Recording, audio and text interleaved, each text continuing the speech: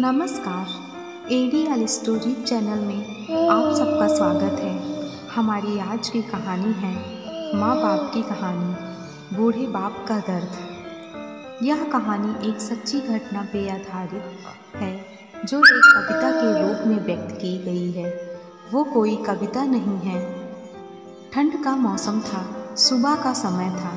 ठंड भी अपनी चरम सीमा पर थी। मैं आज जब सुबह कॉलेज जा रहा था तो मैंने एक बूढ़े आदमी को देखा जो कि ठंड से ठिठुर कर रोड पर एक किनारे काँप रहा था।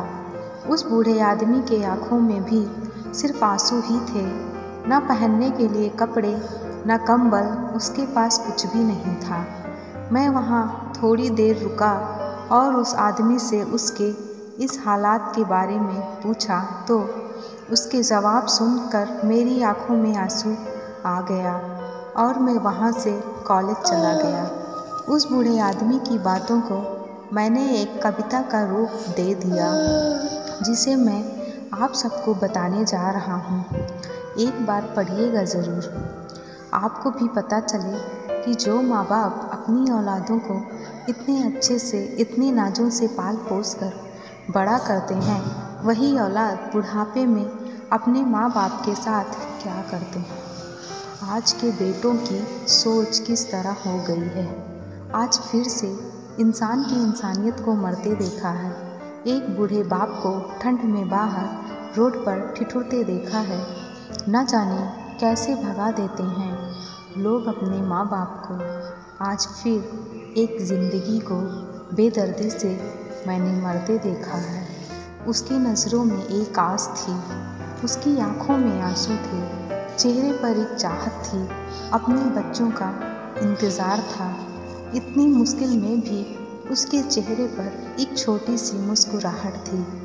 बहुत बुरा लग रहा था मुझे। ना जाने क्यों मन में एक बेचैनी थी। मेरे पास कुछ भी न था देने को, लेकिन फिर भी उसको कुछ भेंट देनी थी। बहुत कुछ सोचने के बाद आखिरकार मैंने उनसे पूछ ही लिया, बाबा आप यहाँ इतनी ठंड में क्यों लेटे हो? अपने घर क्यों नहीं जा रहे हो? उनके आँखों में आंसू आ गए, प्यार की झलक भी दिख रही थी। वह बोले, बेटा तेरे जैसे ही मेरा भी एक बेटा है जिसको मैंने पलकों पर बिठाया था। प्यार तो खुद से भी ज़्यादा किया था उसको, क्योंकि उसके ऊपर से उठा उसकी माँ का जो साया था। मैं बाप होकर उसको एक माँ की कमी का एहसास नहीं होने दिया। माँ का भी पूरा प्यार दिया। शायद कुछ इसी कारण से उसने मुझे आज घर से निकाल दिया। ना सोचा था मैंने कभी कि ऐसी भी घड़ी आएगी जो बेटी अपने माँ बाप से दूर आई है, आज वही मुझे घर से निकलवाएगी। मैंने बेटे को बहुत समझाया, अपने किए हर प्यार को भी बताया था, पर बेटे के मन में जैसे एक अंधकार सा छाया था।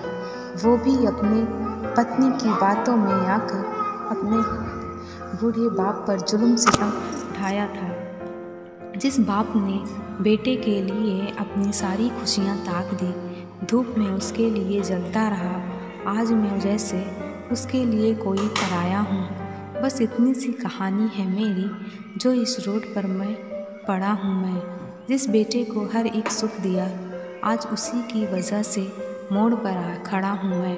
बेटे एक बात तुमको भी बताता हूँ, तू बहुत प्यार करना अपने माँ बाप को, पर इस मोड़ पर मत छोड़ना कभी। त्याग देते हैं माँ बाप अपनी सारी खुशियों को अपने बच्चों की एक अच्छी परवरिश के लिए, जिससे बच्चों को दुख ना हो कभी। मैंने भी बहुत प्यार किया था अपने बेटे को, पर आज कुछ इस कदर फेंका गया हूँ। पर तू कभी न छोड़ना अपने माँ बाप का साथ, आज जिस तरह से मैं ठुकराया गया हूँ।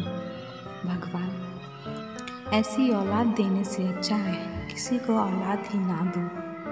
इतना कहकर वह बूढ़ा व्यक्ति रोने लगा, अपने बचे हुए जीवन को रोकर ही खोने लगा। फिर मैं भी वहाँ से चला गया। उसका दर्द मुझको भी रुला गया।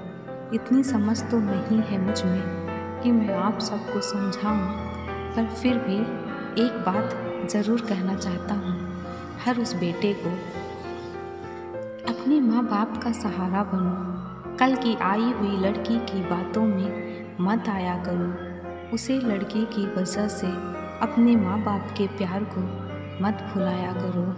क्या आपको अपने माँ बाप के प्यार पर भरोसा नहीं होता? दोस्तों, मत छोड़ कभी उस माँ बाप को बेसहारा जिसने तेरे लिए अपने हर सुख को खोया है।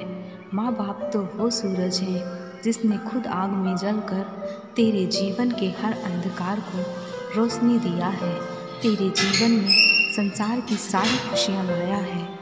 दोस्तों, कहानी अच्छी लगी हो तो कमेंट्स में ज़रूर बताएं और कहानी को शेयर करें। इसी तरह की और भी कहानी को देखने के लिए चैनल को सब्सक्राइब ज़रूर करें।